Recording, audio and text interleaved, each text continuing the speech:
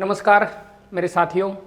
आपको अच्छी तरह से पता है कि इंडियन गवर्नमेंट में यानी कि सेंट्रल गवर्नमेंट ने अभी एसएससी जीडी का मतलब है स्टाफ सिलेक्शन कमीशन ने 80,000 से अधिक पदों की भर्ती निकाली है। पिछले 10 सालों में इतनी बड़ी वैकेंसी कभी भी नहीं आई है।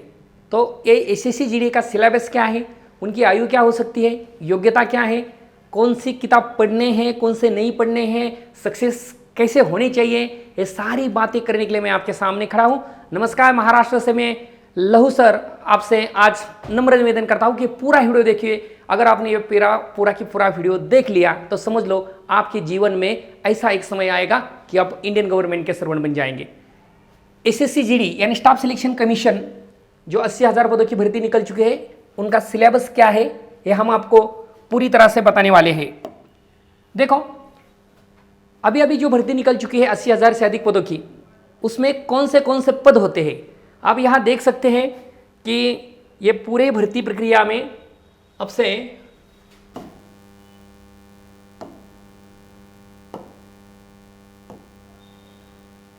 देखेंगे हम टोटल जो वैकेंसीज है, टोटल वैकेंसी है 80,866 पूरे इंडियन गवर्नमेंट में। लेकिन ये 80,000 से अधिक पद अलग अलग भागों में अलग अलग हिस्से से बांट दिया गया है।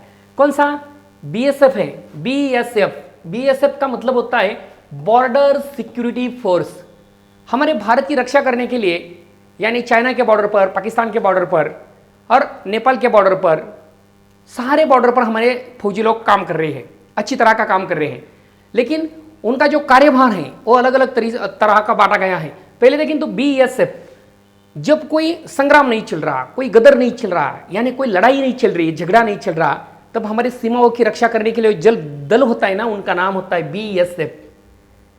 जब कोई घना संघर्ष किसी दोनों देश के बीच यानी भारत और कई और कंट्रीज के साथ होता है, तो वहां से बीएसएफ को पीछे किया जाता है और इंडियन आर्मी की इन्फेंट्री जो होती है वो जवान लोग आगे जाते हैं। ये 80,000 में से कई पद बीएसएफ के लिए रिजर्व है। दूसरा जो है सीआईएसएफ है। सीआईएसएफ का मतलब है सेंट्रल इंडस्ट्रियल सिक्योरिटी फोर्स। इसमें लगभग 8,598 पदों की भर्ती करने वाले हैं। ये क्या होता है सेंट्रल इंडस्ट्रियल? सेंट्रल इंडस्ट्रियल का मतलब होता है भारत के जो बड़ी बड़ी कंपनियां हैं, गवर्नमेंट के कार्य क्षेत्र में काम करती है, जैसे कि एरोप्लेन की कंपनी है, कोई फायर ब्रिगेड के काम यानी कोई गोला बारूद बनाने की कंपनी है, उसमें जो गार्ड्स होते हैं ना, यानी कि इंडस्ट्रियल में जो महत्वपूर्ण इंडस्ट्री होती है उनके जो गार्ड होते हैं उसे कहते हैं सीआईएसएफ। बहुत अच्छी नौकरी होती है, कोई रिस्क नहीं होती, तनख्वाह भी अच्छी मिलती है और देश की सेवा भी हो जाती है।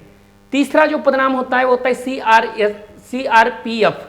सीआरपीएफ का मतलब होता है जब देशों में कोई चुनाव चल रहा हो, अगर किसी देश के किसी राज्य की हालत खराब हो, जैसे कि आसाम की होती है, पंजाब की होती है, अचानक कई भागों में दंगल हो जाती है, झगड़ा हो जाता है, जात के आधार पर या बंटवारे के आधार पर लोग रास्ते पर पत्थर लेके उतर जाते हैं, तब जो दल काम करता है उसको कहते हैं सेंट्रल रिजर्व पुलिस फोर्स। ये रिजर्व है यानी कि राखीव।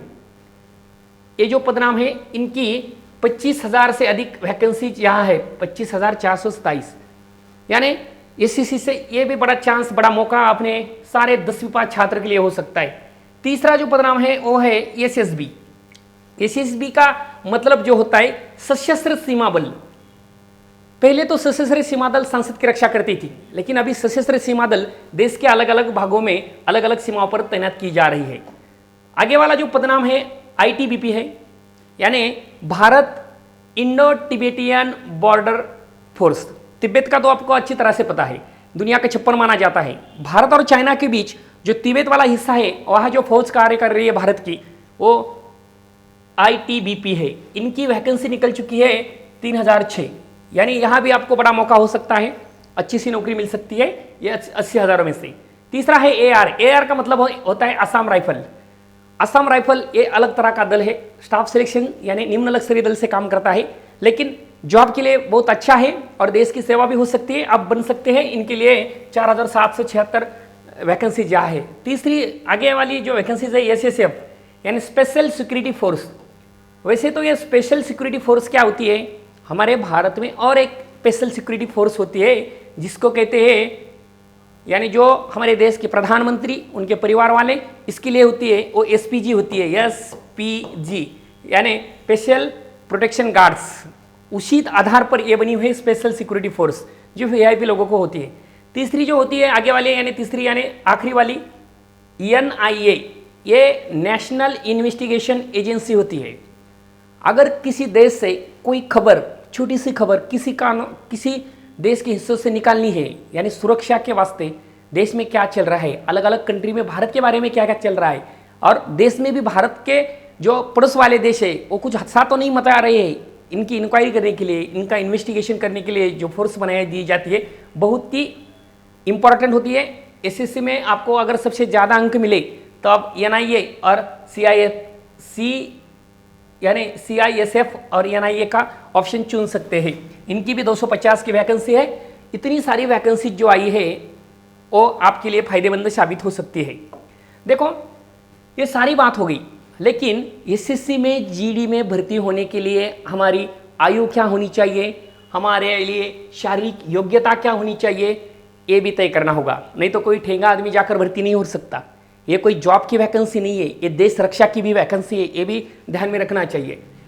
तो दौड़ यानी कि आपको जो फिजिकल करना है, एकदम फिजिकल के लिए कोई मार्क नहीं है।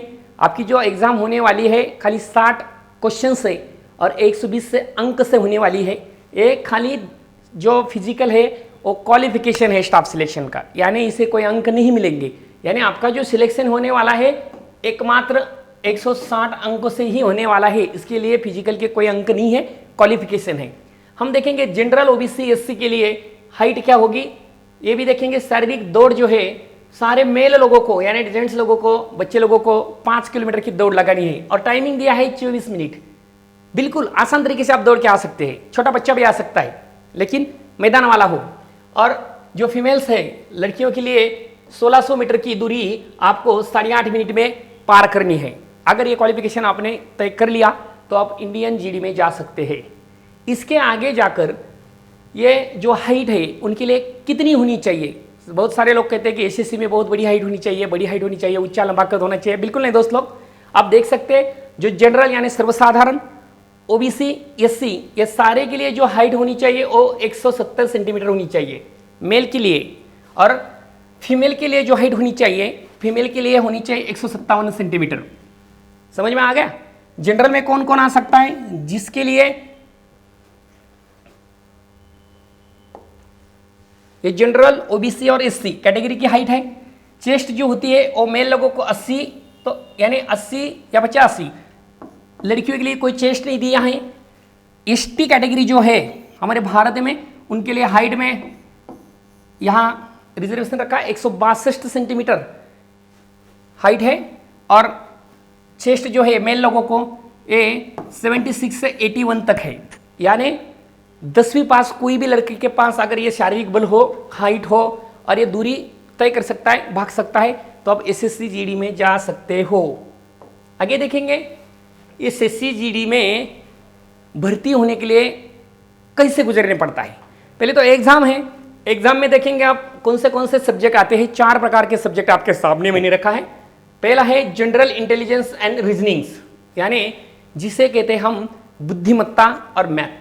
ये 20 क्वेश्चन के लिए आपको 40 अंक मिलेंगे, यानी एक क्वेश्चन 2 अंक का होगा, कुल मिलकर 40 मार्क 20 क्वेश्चन। आ गए समझ में।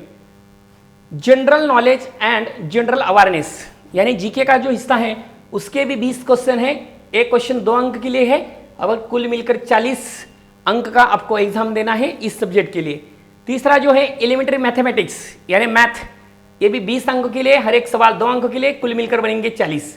और तीसरा ये दोनों लैंग्वेज दिया है यहाँ, इंग्लिश और हिंदी, लेकिन ऑप्शन है जिसके अंग्रेजी अच्छे है, जो ग्रामर के कुछ रूल्स फॉलो करता है, 5वीं कक्षा से 10वीं कक्षा तक जिसका अंग्रेजी अच्छा है वो अंग्रेजी लैंग्वेज चुन सकते हैं।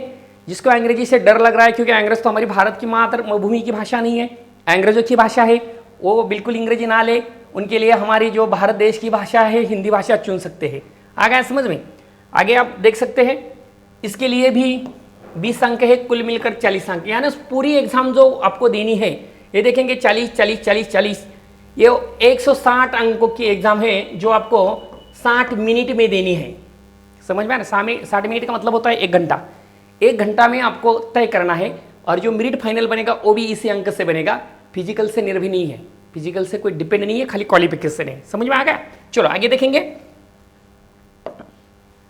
देखो ये पूरे सिलेबस में ये जो 4 सब्जेक्ट मैंने आपको बता दिए, गणित, बुद्धिमत्ता, जीके और चौथा जो भाग है वो हिंदी व्याकरण या अंग्रेजी व्याकरण, दोनों में से एक लैंग्वेज।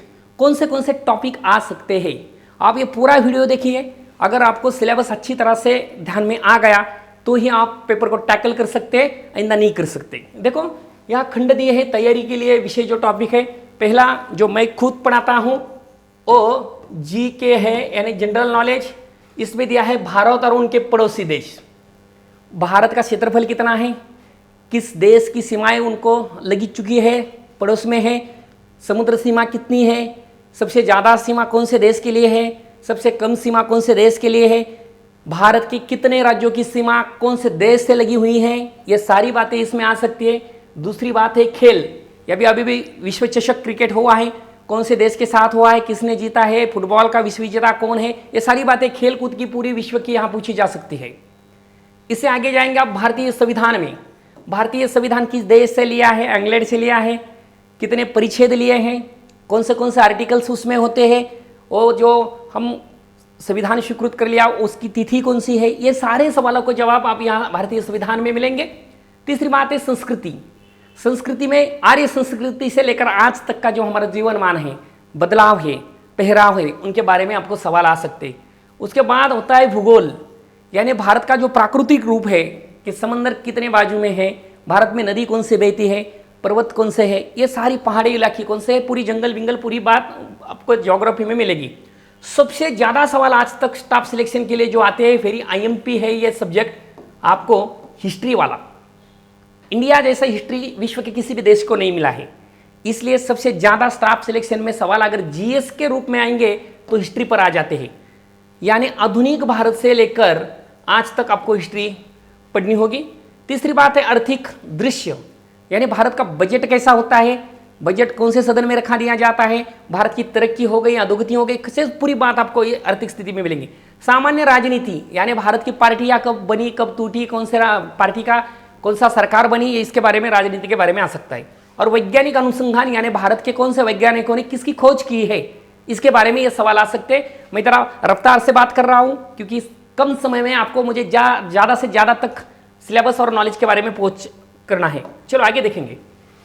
दूसरा जो सब्जेक्ट है वेरी इंपॉर्टेंट सब्जेक्ट है, 20 अंकों के लिए यह सब्जेक्ट है, पूरे की पूरे आपको मिल सकते हैं। खाली बस एक काम करना है आपको, अगर आप पूरे एग्जाम तक मेरे साथ जुड़े रहेंगे तो हिंदी के पूरे 20 की 20 सवाल मैं आपके खाते में डाल सकता हूँ। ये हिंदी व्याकरण भी मैं पढ़ाता हूँ। यहाँ आपको दिया है संधि और उनका विच्छेद। विच्छेद का मतलब होता है उनका बाइफर्केशन कैसा होता है।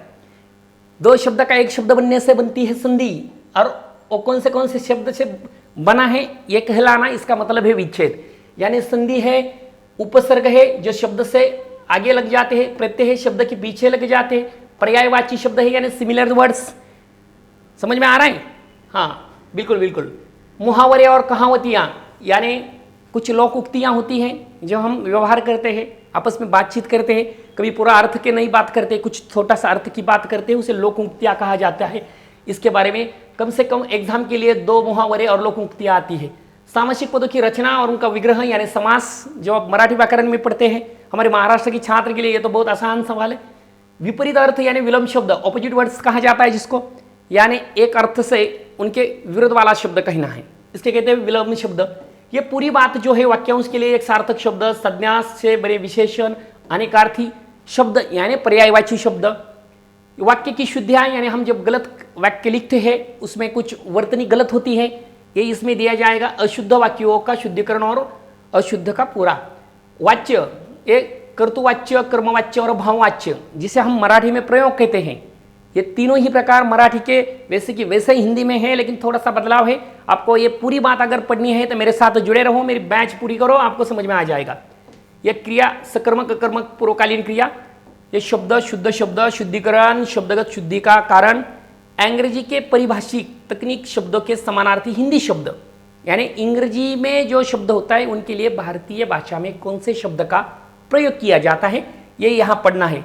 ये सरल, संयुक्त, मिश्र सब कार्यालयीन पत्र से संबंधित हम जब व्यवहार करते हैं तो पत्र का फॉर्मेट कैसा होता है, लेटर कैसे लिखना है, गवर्नमेंट को कैसा लिखना है, हमारे माँ बाप यानी बड़े लोगों को कैसा लिखना है, हमारे जो स्नेही होते हैं उनके लिए कैसा लिखना है, ये पूरी बात हिंदी व्याकरण में दिखेंगे। 20 की 20 अंक आपके खाते में जमा किया जाएंगे। मैं तो कहूँगा आपसे ये लोक उक्तियाँ, पर्यायवाची शब्द और ये वाला अनेक अर्थ, ये तीनों में 7 से 8 सवाल आते हैं। आगे देखेंगे, चलो आगे देखिए, यहाँ दिया है रीजनिंग यानी इंटेलिजेंस और तर्क, बुद्धिमत्ता। कम समय में आप ज़्यादा से ज़्यादा तक सवाल कैसे सवाल कर सकते हैं, कैसे पहुंच सकते हैं, इनके लिए ये दिया है बुद्धिमत्ता। स्थानिक दृश्यावलोकन का मतलब होता है कोई डायग्राम दी जाती है, एक जैसी 3-4 डायग्राम होती है, अलग कौन सी है, या उसके जैसे आकृतियां में सिंबल्स कौन से दिए हैं। ये समानता का मतलब होता है सिमिलैरिटी, ये भी आकृति होती है। मतभेद का मतलब होता है विभेदन, यानी अलग से आकृति कौन सी है। यह अंकगणितीय तर्क होते हैं, यानी संख्यामाला जैसा भाग इसमें आ सकता है। अंकगणितीय संख्या की श्रृंखला यानी संख्यामाला, अंकगणितीय तर्क यानी तर्क वाले आगे संख्या निकालना, बस बिल्कुल सेम जैसे है। स्थानिक उन्मुखीकरण, कोडिंग, डिकोडिंग, आपने अच्छी तरह से IBPS जो परीक्षा लेती है उसमें महत्वपूर्ण टॉपिक होता है कोडिंग, डिकोडिंग। दृश्य स्मृति यानी वही है भेदभाव, अवलोकन, रिश्ते की अवधारणा, यानी हमारे जो घरेलू रिश्ते होते हैं उससे सवाल आते हैं इसके लिए। चित्रात्मक वर्गीकरण यानी वही गैरमुख श्रृंखला। ऐसे अलग अलग से सवाल आपको ये रीजनिंग में मिलेंगे, ये भी करना, ये भी 20 अंक के लिए है। हर एक सवाल 2 अंक के लिए, कुल मिलकर इसमें 40 अंक हो सकते। ये 40 में से आपको यहाँ खाली 35 अंक मिल गए तो भी आप सक्सेस रह सकते, मैं इसकी बात कर रहा हूँ। ठीक है, चलो आगे जाएंगे। आगे है मैथ। मैथ को पूरे के पूरे अंक मिल सकते हैं, लेकिन इसमें सबसे बड़ी बात होती है मैथ का प्रैक्टिस करना। और प्रैक्टिस कब कर सकता है, जब कोई सवाल आपको सुलझा नहीं सकते, दिक्कत आ रही है, आपको टीचर से बात करनी चाहिए, क्लासरूम में उसको पूछना चाहिए। लेकिन कैसे पूछेंगे, सारे लड़के और लड़कियां साथ में बैठी होती है, अगर कोई सवाल उठा दिया तो सारे बच्चे लोग हंस जाते हैं और वो हंस जाते हैं और हम फंस जाते हैं। फंसना नहीं है मेरे दोस्त। चलो, ये संख्या प्रणाली यानी संख्या माला, ये पूर्ण संख्या, दृश्यम संख्या यानी संख्याओं के बीच का संबंध है। ये संख्या नाम जो प्रकरण है वो मैथ का बेस होता है। जिसको संख्या के 4 क्रिया आती है उनके लिए मैथ का सॉल्यूशन सही तरीके से हो सकता है। अनुपात, मौलिक अंकगणित प्रक्रिया, प्रतिशत का मतलब है आपको परसेंटेज, औसत का मतलब है मराठी में जिसे कहते हैं सरासरी। हमारे महाराष्ट्र के छात्र को औसत नहीं पता चलेगा, सरासरी सुन लो, कळते का पट्ट्यानं तुम्हाला सोपं काय अवघड नाही। ठीक है, और दूसरी बात है ब्याज, जो हम मराठी में उसे सरल ब्याज कहते हैं, साधारण ब्याज कहते हैं। ब्याज नाम का प्रकरण है। लाभ और हानि, किसी वस्तु को हम अगर खरीदते हैं तो अगर मैंने ये 10 रुपये से पेन खरीद लिया और मैंने उसको 15 रुपये से बेच दिया तो 5 रुपये की राशि मुझे ज़्यादा मिल गई, तो ये मेरा लाभ हो गया। अगर ये 10 का पेन मैंने 7 रुपये में बेच दिया तो 3 रुपये की मुझे क्या हो गई, हानि हो गई। ये लाभ और हानि का होता है मैथ में। दूसरा मुद्दा छूट। छूट का मतलब होता है आपको डिस्काउंट देना। ठीक है, आगे मापन पद्धति यानी मिली, सेंटी, डेसी, मीटर, लीटर जो प्रमाण मानक होते हैं उसके बारे में ये गणित का प्रकरण आपके लिए आ जाएगा। समय यानी आपको पता है वॉच के आधार पर जितने सारे सवाल पूछ सकते हैं उस समय में होंगे, अच्छी तरह से आप उलझा सकते हैं। दूरी यानी कई रेल कहाँ से जा रही है, कहाँ से आ रही है, ये रेल के बारे में दूरी नाप सकते हैं। अनुपात और समानुपात, ये पूरा जो गणित का सिलेबस है वो आप हमारी बैच से जुड़े रहेंगे तो अच्छी तरह से कर सकते हैं। ये 20 अंकों के लिए होगा, हर एक सवाल 2 अंक के लिए, कुल मिलकर मिलेंगे आपको 40 अंक। इनमें से भी 35 अंक अगर आपको मिले, हमारे साथ जुड़े रहेंगे तो पूरे के पूरे मिल जाएंगे। कितना मिलना है कितना नहीं मिलना है आपकी खुद की बात रही। थैंक यू, आपको समझ में आ गया। मैं और एक बात आपको अच्छी तरह से बताना चाहता हूँ, अगर आपको SSC GD में भर्ती होना है तो मैं लहू सर आपसे फिर से रिक्वेस्ट करता हूँ, मेरे साथ जुड़े रहो। हमारे online channel Sai academy Ahmednagar से जुड़े रहो। धन्यवाद, जय हिंद साथियों।